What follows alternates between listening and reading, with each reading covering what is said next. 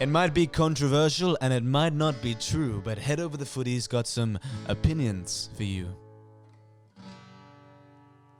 Moving on now, Anna, and I wanted to bring this up. I wanted to go to Sydney. I got a mate up there that I wanted to visit, and I've been looking at some of the AFL games that are going to be happening there because I want to try and, potentially go watch one while I'm up there. And I realised that round 3 there won't be a game there, round 4 there won't be a game there, and round 5, that's 3 weeks in a row where there won't be a game, an AFL game in Sydney. Now, they had opening round there, they had 2 games there, they had 1 in round 1, they're going to have 1 in round 2. But for all that hard work, you've got 3 weeks in a row of AFL and then no footy at all for 3 weeks after that fans can go to in Sydney. In round 5, there's the GWS Giants are playing a home game, but that's in Canberra.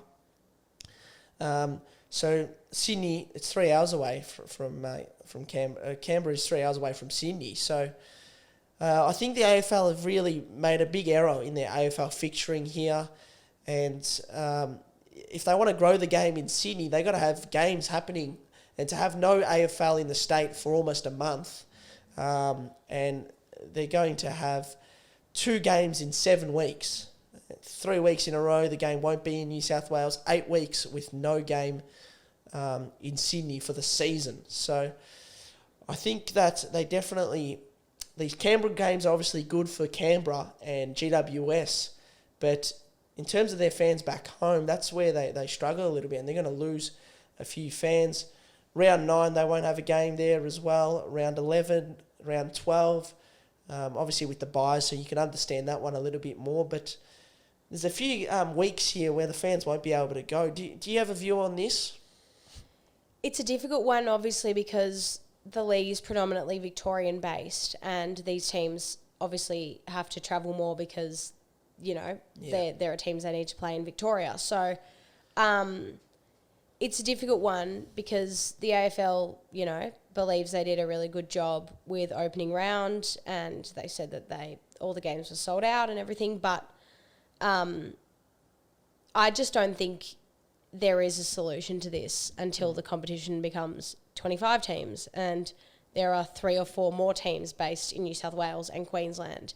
And then obviously the big issue comes also with Queensland now that the Gabba is getting whatever they're doing for the Olympics in another 10 years. So, I don't see an immediate solution unless you bring in another gather round up in New South Wales or Queensland. But, it's difficult. I think the opening round, they could have done it better. They could have just sent everyone up and just done another sort of gather round there and really promoted it more and then tried to kind of sprinkle it through the year. But it is almost impossible.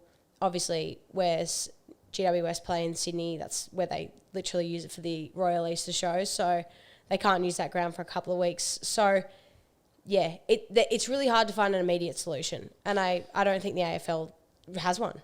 Yeah, well, it is tough, and I know I watched a video about the fixturing, and they've hired someone from overseas to help create a system, and it's quite complex. So I understand that it's very tough, but 3 weeks in a row with no game in Sydney, I would have gone alarm bells there. We can't allow that to happen. And I compare it to Queensland where theirs is looking a lot better. There's no 3 weeks in a row, or there's no consecutive weeks where there's no game in Queensland.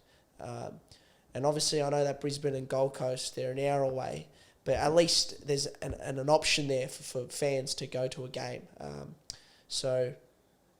Just something that I caught my eye and I thought I'd bring up, and I think that they've done really well in having opening round. That's obviously going to draw a lot of fans in, but maintaining that momentum into the season, I think they've really missed out there, and I think it's a big error that should get mentioned.